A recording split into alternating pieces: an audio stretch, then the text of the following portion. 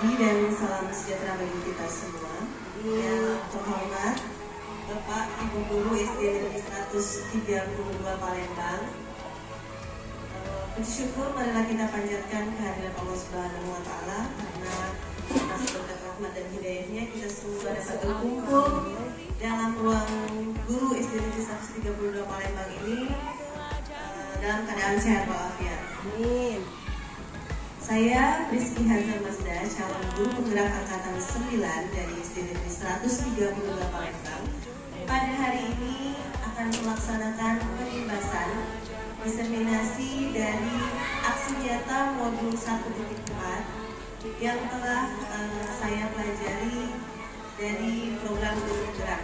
Pada hari ini materinya yaitu tentang budaya positif di sekolah. Sebelumnya disclaimer dulu ibu-ibu, di sini saya bukan bermaksud untuk menggurui, namun saya ingin berbagi apa yang telah saya dapatkan. Ibu. Saya yakin mungkin ibu-ibu di sini lebih banyak yang lebih senior dan lebih berpengalaman daripada saya. Sekali lagi saya ucapkan selamat datang kepada para ibu-ibu dan bapak guru hebat semuanya. Mari kita belajar bersama. Mari kita berkolaborasi, saling mendukung demi mewujudkan disiplin positif di sekolah kita yang tercinta. Tujuan pendidikan. Menurut Ki Hajar Dewantara, tujuan pendidikan itu adalah menuntun segala kodrat yang ada pada anak agar mereka dapat mencapai keselamatan dan kebahagiaan yang setinggi-tingginya, baik sebagai manusia maupun sebagai anggota masyarakat. Oleh sebab itu, pendidik itu hanya dapat menuntun tumbuh atau hidupnya kekuatan kodrat yang ada pada anak-anak agar dapat memperbaiki lakunya, bukan dasarnya hidup dan tumbuhnya kekuatan kodrat anak.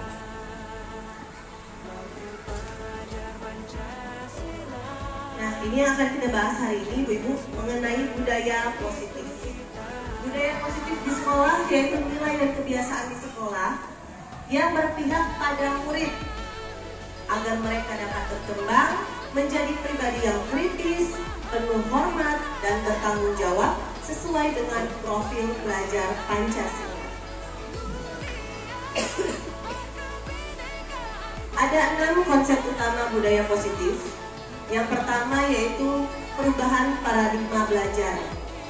Yang kedua, disiplin positif, kebutuhan dasar manusia, motivasi perilaku manusia, restitusi posisi kontrol guru, serta yang terakhir yang keenam yaitu segitiga restitusi.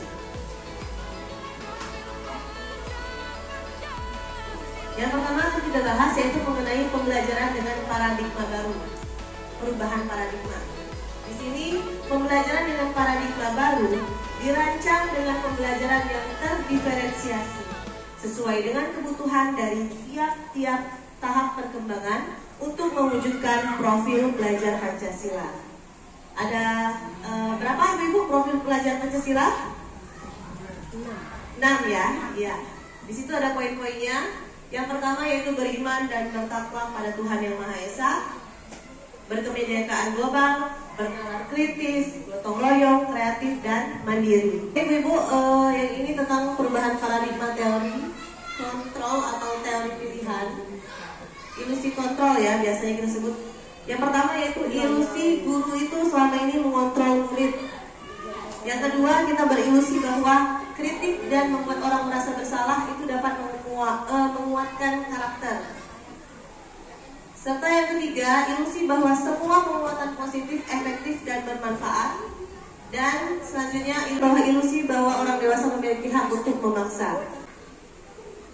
Nah, ini ada perubahan paradigma, stimulus respon, dan juga teori kontrol atau teori pilihan, ibu-ibu, bapak. Yang pertama, siapa sesungguhnya yang memiliki kontrol selama ini? Kalau dulu pada stimulus respon, kita beranggapan bahwa kita mencoba untuk mengubah orang agar berpandangan sama dengan kita. Namun pada perubahan paradigma ini, pada teori kontrol, terjadi bahwa kita itu berusaha memahami pandangan orang lain tentang dunia. Yang kedua, perilaku buruk dilihat sebagai suatu kesalahan. Nyatanya pada sekarang semua perilaku memiliki tujuan. baik itu perilaku yang baik maupun perilaku anak yang buruk, itu pasti ada tujuannya. Yang ketiga, orang lain bisa mengontrol saya. Perubahan teorinya yaitu hanya kita, hanya Anda yang dapat mengontrol diri Anda sendiri. Hanya saya yang dapat mengontrol diri saya sendiri, seperti itu. Saya bisa mengontrol orang lain. Padahal sebenarnya kita tidak bisa untuk mengontrol orang lain. Yang selanjutnya, pemaksaan ada pada saat rujukan yang gagal. Namun nyatanya perubahan paradigma sekarang, kolaborasi dan konsensus menciptakan pilihan-pilihan baru. Yang terakhir, model berpikir menang atau kalah. Kalau sekarang kita ubah menjadi model berpikir menang dan menang. Yang kedua yaitu tentang disiplin positif. Apa makna disiplin? Nah, disiplin berasal dari bahasa Latin, yaitu disiplina, yang artinya belajar. Makna asal kata ini berkonotasi dengan disiplin diri dari murid-murid menurut Socrates dan Plato.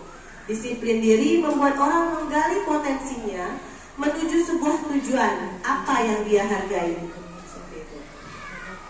Disiplin positif dalam budaya kita, makna disiplin dimaknai menjadi sesuatu yang dilakukan seseorang untuk orang lain untuk mendapatkan kepatuhan. Biasanya seperti itu ya Ibu ya. Kalau disiplin berarti kita beranggapan bahwa harus menaati sesuatu seperti itu karena ada patuh pada sebuah peraturan. Kita cenderung menghubungkan kata disiplin dengan ketidaknyamanan.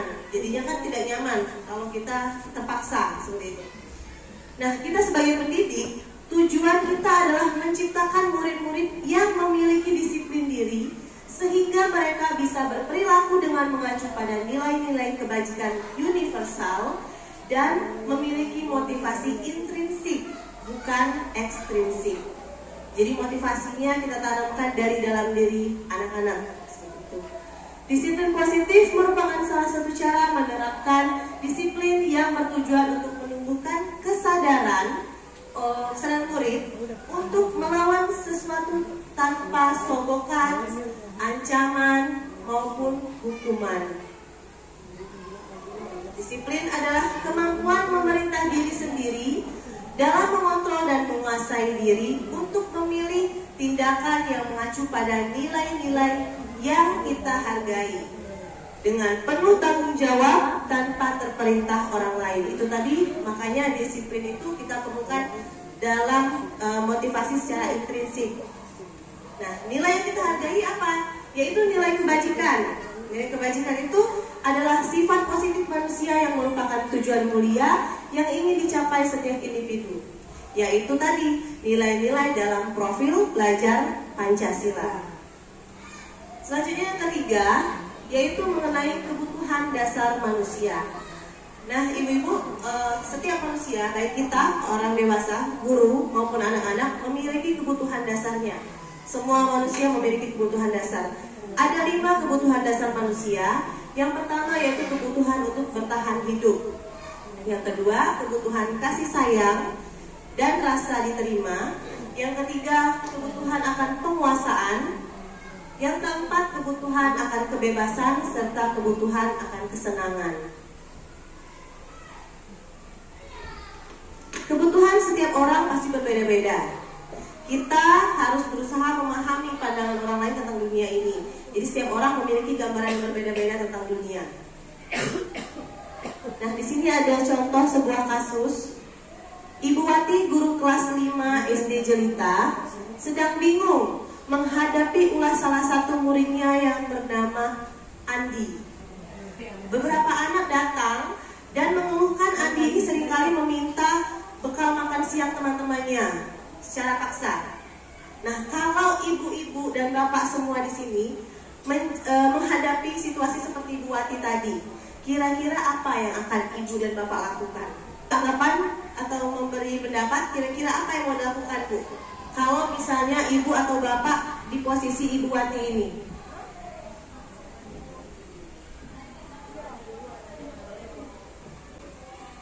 Kalau menurut saya, kalau ada seperti itu, maksa minta bekal kawannya. Kita panggil dulu anaknya, kenapa anaknya kayak gitu. Mungkin tadinya dianya di rumah minta bekal atau dikasih uang. Tapi kalau sudah keseringan, berarti memang sikapnya ya yang kurang bagus. Mungkin kita berarti. Ya itu saja. Oke. Terima kasih Ibu. Oke, jadi itu tadi menurut Ibu Santi ya. Oke, kita next. Nah, tadi kan sudah kita bahas ada 5 kebutuhan dasar manusia ya, Bapak Ibu. Jadi dalam konteks penerapan disiplin positif, Ibu Wati sebaiknya mencari tahu dulu alasan, seperti kata Bu Santi tadi ya. Kita cari tahu dulu alasan Andi kenapa dia melakukan tindakan seperti itu tadi. Agar kita dapat mengetahui kebutuhan mana yang sedang berusaha dipenuhi oleh Andi. Jadi ada 5 opsi, karena ada 5 kebutuhan ya. Opsi pertama, bisa jadi Andi itu lapar. Orang tuanya tidak membawakan dia bekal makan siang. Artinya dia berusaha untuk memenuhi kebutuhan bertahan hidupnya, survival, seperti itu. Atau opsi kedua, bisa jadi Andi ini butuh perhatian, caper gitu. Jadi kalau misalnya dia minta makan siang temennya jadi perhatian sama dia. Artinya dia membutuhkan yang namanya rasa diterima dan kasih sayang, seperti itu.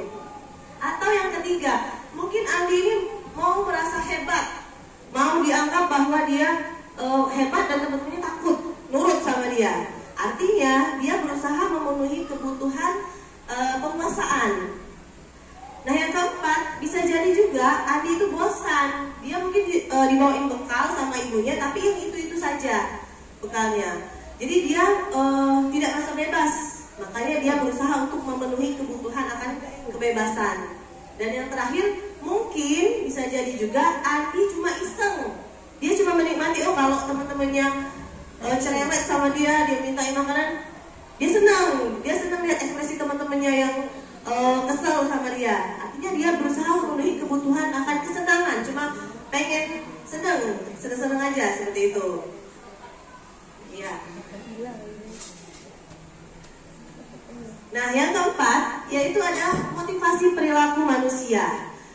Jadi motivasi merupakan dorongan yang timbul pada diri seseorang secara sadar ataupun tidak sadar untuk melakukan suatu tindakan dengan tujuan tertentu. Dalam motivasi ini ada 3, ibu-ibu bapak ya. Yang pertama, motivasi seseorang untuk menghindari ketidaknyamanan atau hukuman.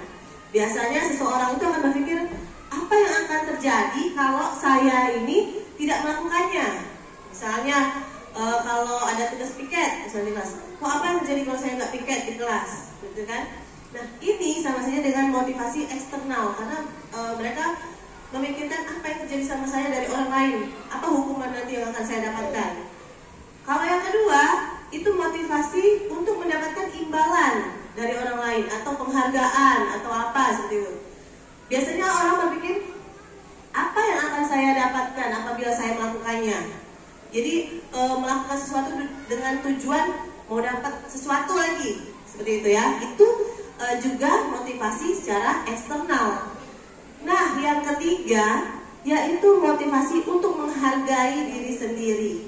Jadi seseorang akan berpikir, saya akan menjadi orang yang seperti apa apabila saya melakukan hal itu.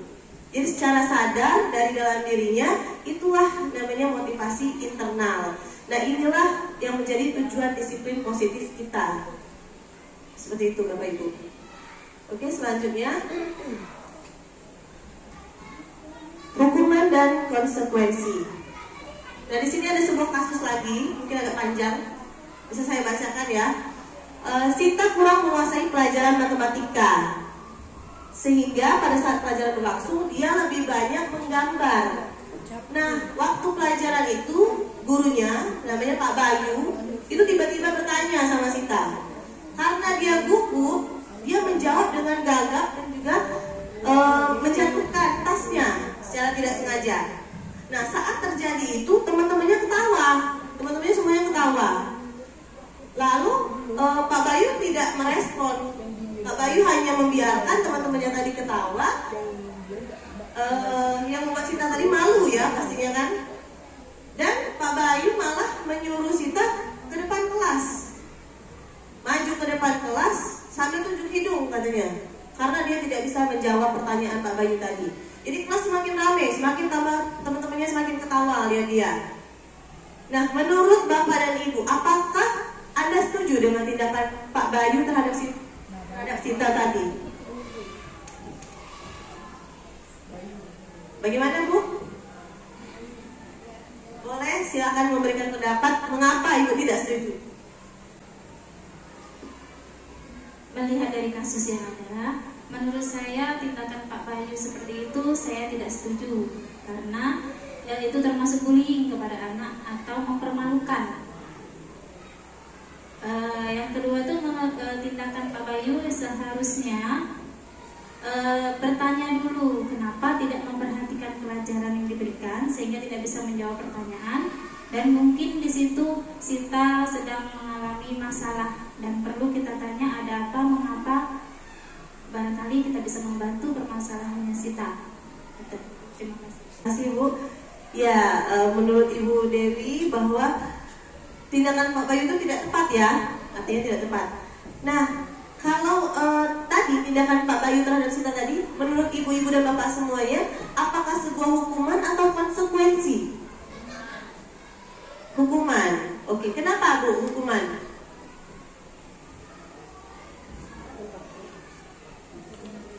Karena nggak bisa jawab soal. Oke, kita next dulu Bu. Akan kita bahas selanjutnya. Nah, di sini ada beberapa tindakan guru di kelas. Kita jawab sama-sama ya ibu-ibu. Nomor 1, kira-kira menurut Bapak Ibu hukuman atau konsekuensi? Mencatat 100 kali di dalam buku kalimat saya tidak akan terlambat lagi karena anak itu terlambat datang ke sekolah. Kira-kira hukuman atau konsekuensi Bapak Ibu? Bagaimana? Kira-kira ini termasuk hukuman menurut ibu-ibu dan bapak semuanya? Termasuk hukuman atau konsekuensi? Konsekuensi. Oke, kita simpan dulu jawabannya ya. Lalu yang kedua, lari mengelilingi lapangan basket 2 kali karena terlambat hadir di sekolah. Hukuman atau konsekuensi? Hukuman. Yang ketiga, murid diminta untuk push up 15 kali karena tidak menggunakan masker ke sekolah. Hukuman. Yang keempat, menggantikan kertas tugas teman yang telah dicoret-coret. Konsekuensi. Oke, selanjutnya membersihkan tumpahan air di meja tulis karena tersenggol saat belajar. Konsekuensi juga. Oke. Murid disuruh untuk mengenakan sepatu seharian di sekolah karena tidak mengenakan sepatu hitam. Oh, ini maksudnya tidak mengenakan sepatu seharian di sekolah.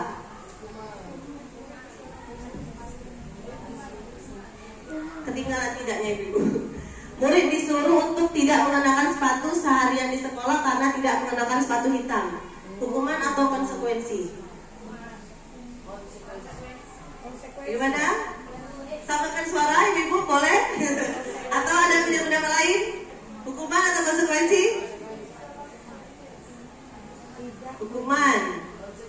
Konsekuensi. Oke, ada 2 pendapat.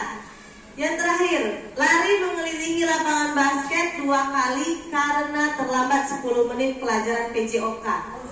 Hukuman atau konsekuensi? Bagaimana? Guru PJOK? Konsekuensi. Ibu? Hukuman. Oke, kita lihat jawabannya ibu-ibu. Tring. Nah, ini dia jawabannya.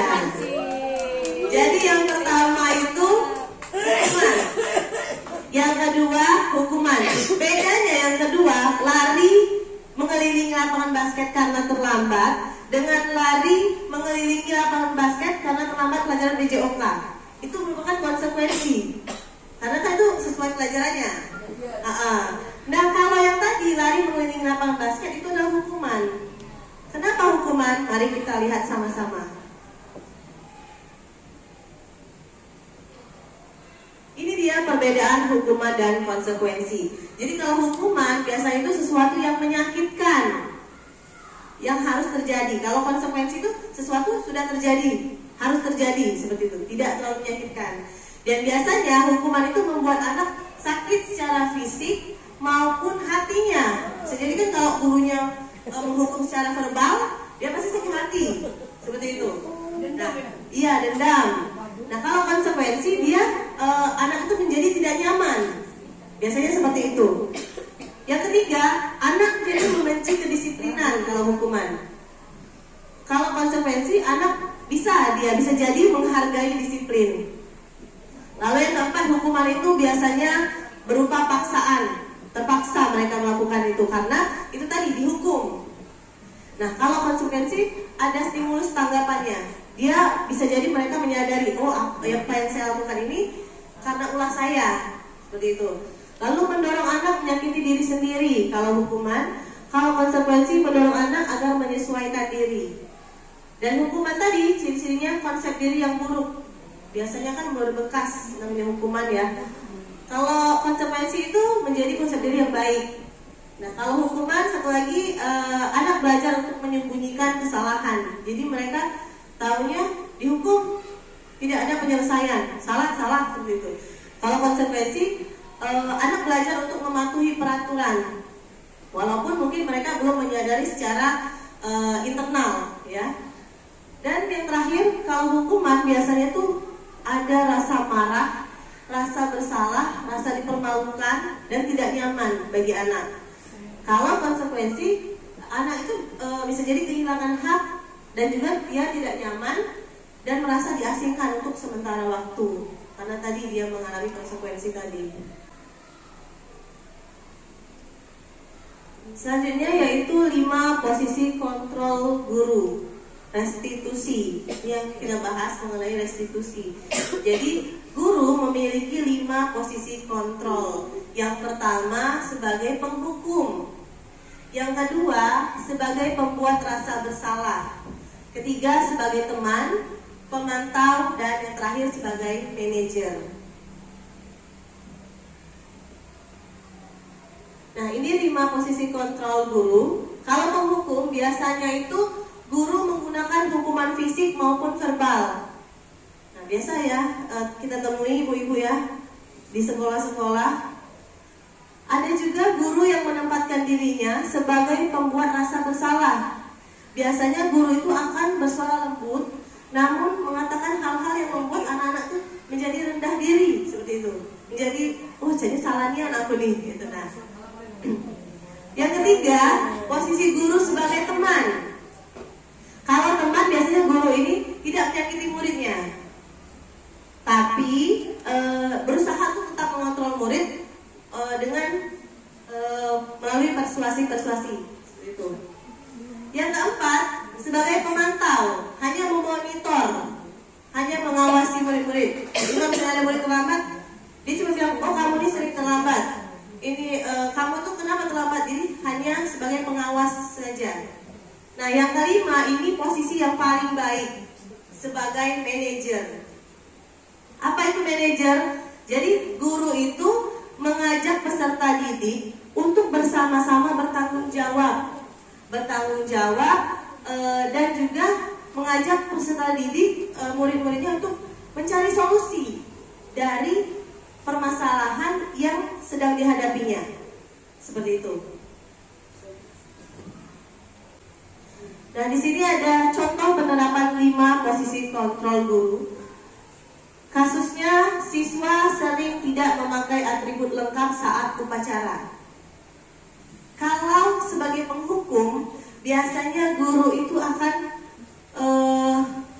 bilang, patuhi aturan sekolah, berdiri di depan barisan. Artinya kita sebagai seorang penghukum tidak ada solusinya, dan anak juga tidak akan menyadari apa solusi dan tidak memiliki rasa tanggung jawab biasanya. Ya, tambah senang dia malah, Bu ya. Yang kedua, membuat rasa bersalah. Jadi ibu gurunya biasanya ngomong gini, berapa kali ibu harus beritahu kamu? Ibu guru kecewa sama kamu. Jadi ibu guru tuh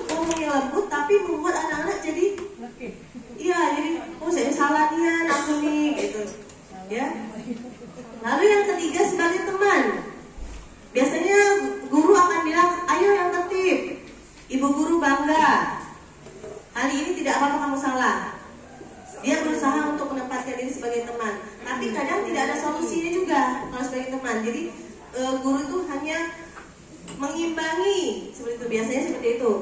Lalu sebagai pemantau, biasanya guru akan bilang, kamu sudah melanggar, apa peraturan dan konsekuensinya? Apa? Jadi tidak ada solusinya biasanya.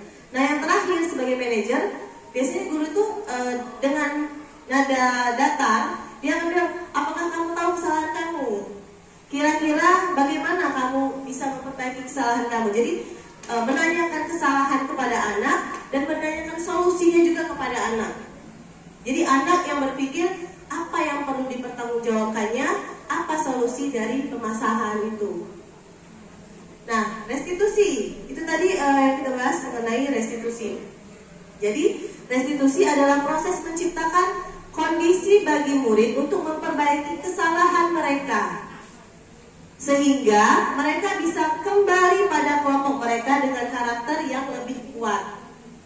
Restitusi juga merupakan proses kolaboratif yang mengajarkan murid untuk mencari solusi untuk masalah mereka. Jadi kolaboratif antara guru dan juga murid, dan membantu murid berpikir tentang orang seperti apa yang mereka ingin menjadi tujuannya dan bagaimana mereka harus memperlakukan orang lain. Ini ada konsep disiplin identitas yang gagal. Seperti tadi tentang yang kita bahas, hukuman biasanya menciptakan identitas anak menjadi gagal. Karena apa? Ciri-cirinya menyakitkan, tidak nyaman, murid jadi takut, memaksa murid menyembunyikan kesalahannya, dan murid menjadi rendah diri. Jadi identitas dirinya menjadi gagal tumbuh, seperti itu ibu-ibu. Dan juga penghargaan, biasanya penghargaan ini dapat juga menjadikan murid menjadi seseorang yang identitasnya gagal. Karena apa? Tidak efektif. Penghargaan merusak hubungan dan mematikan kreativitas. Jadi anak-anak melakukan sesuatu karena ada tujuannya. Oh, saya mau dapat ini. Jadi dia tidak ada kreativitasnya. Menghukum dengan sistem ranking biasanya. Jadi anak-anak yang dapat ranking senang. Otomatis yang dapat ranking dia merasa berkecil hati. Makanya di kurikulum Merdeka kita tidak ada lagi sistem rankingan seperti itu kan. Dan juga merampas hak menghargai dirinya. Selanjutnya konsep disiplin dengan identitas yang sukses. Itu tadi biasanya konsekuensi tadi bisa jadi membuat identitas diri anak menjadi sukses. Karena apa? Konsekuensi itu penguatannya jangka pendek, tapi ya ciri-cirinya, tapi ada penguatannya di situ. Lalu perlu monitoring berkelanjutan, jadi perlu kita pantau terus namanya konsekuensi. Murid menghormati peraturan, dan ciri-ciri yang terakhir yaitu kehilangan waktu untuk merunut kesalahan. Jadi karena dia melakukan konsekuensi tadi, misalnya lari di lapangan basket karena dia terlambat pelajaran PJOK. Dia melakukannya, tapi dia kurang sadar apa yang telah saya lakukan ini. Besok-besoknya dia bisa jadi lupa lagi, terlambat lagi. Nah, yang terakhir yaitu restitusi. Murid bertanggung jawab atas perilakunya. Fokus pada pemecahan masalah jangka panjang. Murid menghargai dirinya dan orang lain. Teori kontrol, teori memegang kontrol dirinya sendiri. Dan juga murid bersemangat untuk memperbaiki kesalahannya. Oke, next.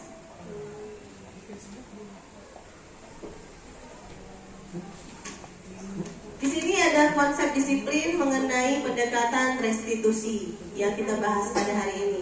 Jadi restitusi adalah proses menciptakan kondisi bagi murid untuk memperbaiki kesalahan mereka, sehingga mereka bisa kembali pada kelompok mereka dengan karakter yang lebih kuat. Ciri-cirinya bukan menebus kesalahan. Restitusi itu bukan menebus kesalahan, namun belajar dari kesalahan. Jadi tidak apa-apa melakukan sebuah kesalahan, tidak apa-apa berbuat salah, tapi kita berusaha untuk belajar dari kesalahan itu dan tidak dilakukan lagi seperti itu.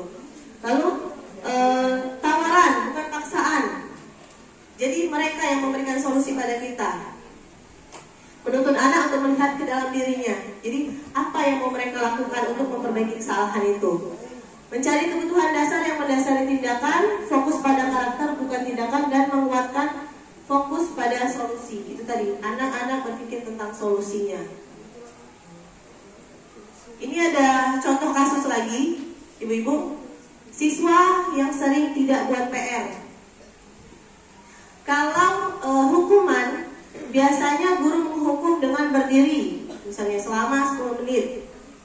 Atau misalnya guru marah, jadi muridnya takut. Artinya kita melakukan hukuman di situ. Dan yang kedua ada lagi konsekuensi. Kalau konsekuensi biasanya karena kamu tidak buat PR, kamu kerjakan PR 3 kali lipat, ya kan? Nah itu konsekuensi. Guru tegas dan murid menghormati peraturan, itu ciri-cirinya. Nah kalau restitusi, itu ciri-cirinya guru menanyakan dulu keyakinan kelas ataupun keyakinan dirinya, apa yang dia yakini di dalam dirinya, dan membantu murid menyelesaikan masalahnya. Jadi kalau misalnya dia nggak buat PR, kita tanya dulu kenapa, alasannya, apa keyakinan, kira-kira buat PR itu benar atau salah? Kira-kira keyakinan dari diri kamu, apa yang membuat kamu tidak buat PR, seperti itu. Jadi kita tanyakan dulu, buat mereka berpikir. Selanjutnya guru terbuka, ciri-cirinya guru akan terbuka dan murid juga menghormati dirinya serta orang lain. Jadi mereka bisa bertanggung jawab dan bisa menemukan solusinya. Yang keenam yaitu segitiga restitusi. Jadi tahap melakukan restitusi, ya Bapak Ibu, ada 3. Makanya disebut segitiga restitusi. Yang pertama itu yang paling bawah, menstabilkan identitas. Jadi dalam menyelesaikan permasalahan siswa, kita perlu menstabilkan dulu identitasnya. Kita tanyakan dulu apa kira-kira yang telah dilakukan anak, apa kira-kira menurut dia yang salah. Kan anak-anak tidak merasa bersalah ya, misalnya dia sering datang terlambat atau sering tidak buat PR, dia tidak merasa bersalah. Jadi kita stabilkan dulu identitasnya. Lalu setelah dia mengakui, oh Bu saya sering terlambat misalnya, lalu kita validasi tindakan yang salah. Kalau misalnya dia bilang saya sering terlambat, oh, kita validasi. Jadi jangan kita tolak, jangan kita abaikan. Kita terima, oh iya, kamu sering terlambat. Terlambat itu memang perbuatan yang salah. Tapi yang perlu diingat, ibu ataupun kamu sebagai manusia itu pasti punya salah. Gak apa-apa, kita terima dulu, gak apa-apa dia berbuat salah. Nah selanjutnya baru kita tanyakan keyakinan, kira-kira dia akan terus berbuat salah itu atau tidak?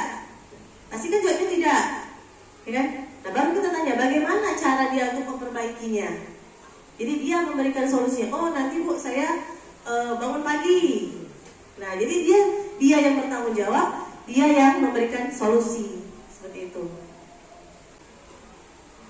Nah di sini ada tahap-tahapnya, ya Ibu, menstabilkan identitas, validasi kebutuhan, dan menanyakan keyakinan. Ini tadi yang seperti saya jelaskan.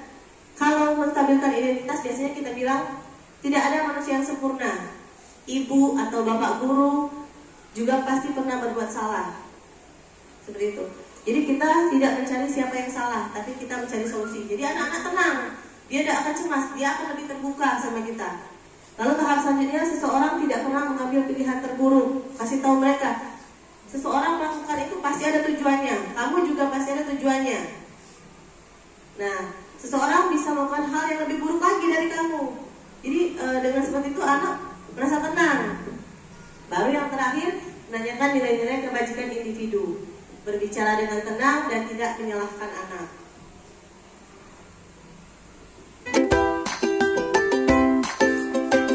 Ini adalah sebuah video yang kemarin saya buat. Ini ada skenario kasus anak yang mencontek pekerjaan teman saat ulangan. Sama saya mencontek kan? Iya Bu, kira-kira mencontek itu perbuatan yang baik atau tidak ya? Tidak baik Bu. Iya, setiap manusia pasti pernah berbuat salah. Di sini saya membuat skenario ada 2, kemarin itu sama 2 siswa. Yang satunya anak itu karena mencontek dan satu lagi karena datang terlambat. Di saat kita melakukan restitusi, kita berusaha tenang. Jadi kita jangan nyolot, jangan kelihatan muka marah, tapi kita berusaha untuk tenang. Kita posisikan sejajar dengan mereka. Kita posisikan seperti kita ada di posisi mereka. Gitu. Arafa masih ingat nggak keyakinan kelas yang pernah kita buat waktu itu? Ingat? Kira-kira apa coba keyakinan kelas yang Arafa ingat? Pertama saya lakukan yaitu menstabilkan identitas. Jadi saya tanya dulu Arafa yakin nggak dengan dia. Tadi ibu lihat kamu mencontek, terus dia bilang iya bu. Nah, dia akan jujur. Terus kita tanya kenapa kamu mencontek? Itu tadi tahapannya seperti tadi, menstabilkan identitas, lalu kita validasi kesalahan dia. Mungkin suaranya nggak kedengeran dari video tadi, tapi intinya itu tadi saya melakukan segitiga restitusi dengan 3 tahapan yang telah saya jelaskan. Next. Nah, ini dia keyakinan kelas.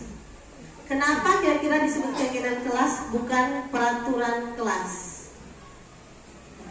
Kita coba berpikir, kenapa kita punya peraturan tentang penggunaan helm saat berkendara? Kira-kira kenapa, Bapak Ibu? Ada peraturan menggunakan helm saat berkendara. Untuk melindungi kepala.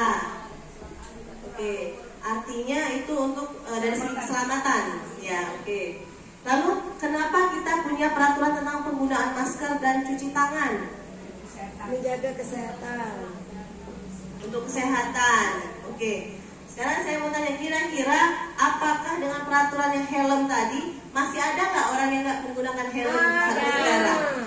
Masih banyak. Masih banyak juga misalnya peraturan pakai masker, tidak pakai masker.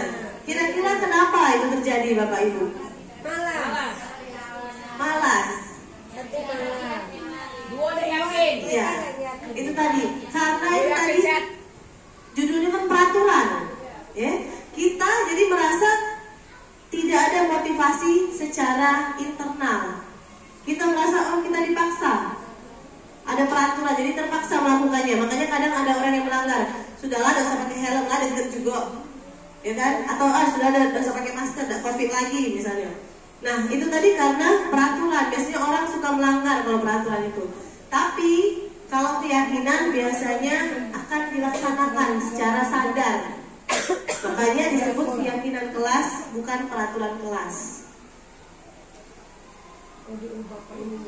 Apa bedanya? Nah, ini bagaimana kita membentuk keyakinan kelas? Kalau keyakinan kelas, ya mengubah mindset. Jadi kalau keyakinan kelas itu, ini cara membuatnya. Kita buatnya sama-sama biasanya dengan anak-anak. Sifatnya itu lebih abstrak dari peraturan. Lalu dia sedikit saja, tapi mudah dipahami, biasanya seperti itu. Dan berupa pernyataan universal, secara global pernyataannya. Lalu sesuai dengan kondisi kelas dan sekolah agar mudah diterapkan. Dan juga dibuat dalam bentuk positif. Jadi kata-katanya dalam keyakinan kelas itu berupa kalimat yang positif. Hindari penggunaan kata-kata negatif. Seperti misalnya dilarang buang sampah sembarangan. Itu kalimat negatif kan? Atau jangan lari-lari di kelas. Nah, atau jangan datang terlambat. Itu kalimat negatif. Jadi dalam pembuatan keyakinan kelas kita ubah menjadi kalimat yang positif. Seperti itu. Lalu yang terakhir, semua warga kelas dilibatkan saat membuat keyakinan.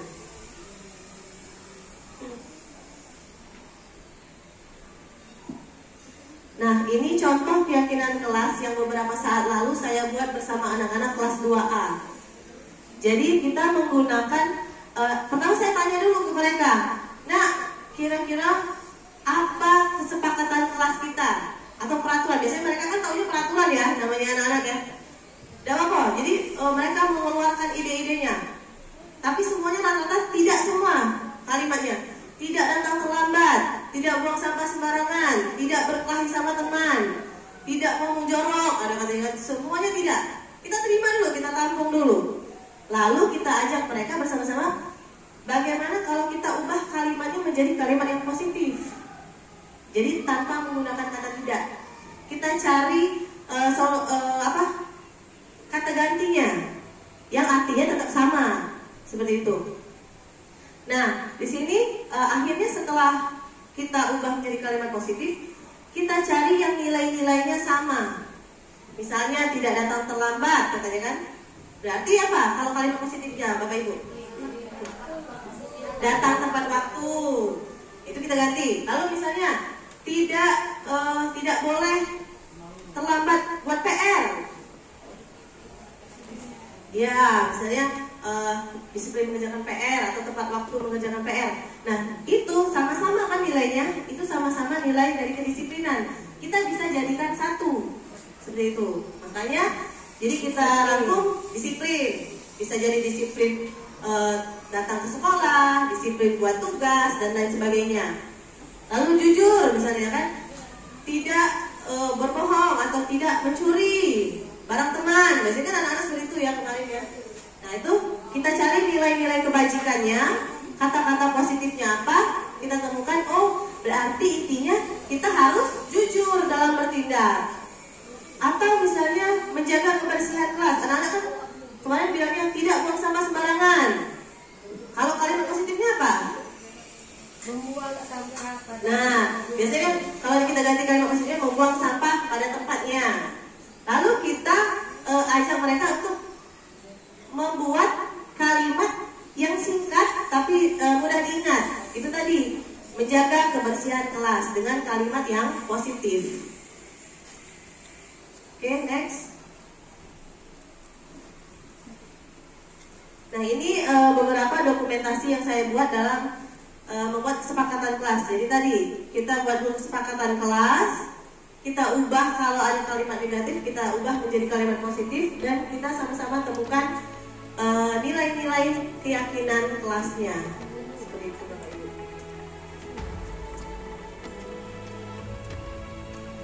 Baiklah, terima kasih atas perhatian dan juga respon dari Bapak Ibu semua. Semoga apa yang telah kegiatan kita hari ini dapat bernilai ibadah, dapat bermanfaat untuk kita semua, bukan hanya untuk saya pribadi namun Bapak Ibu semua. Saya ucapkan terima kasih. Wassalamualaikum warahmatullahi wabarakatuh. Belajar Pancasila.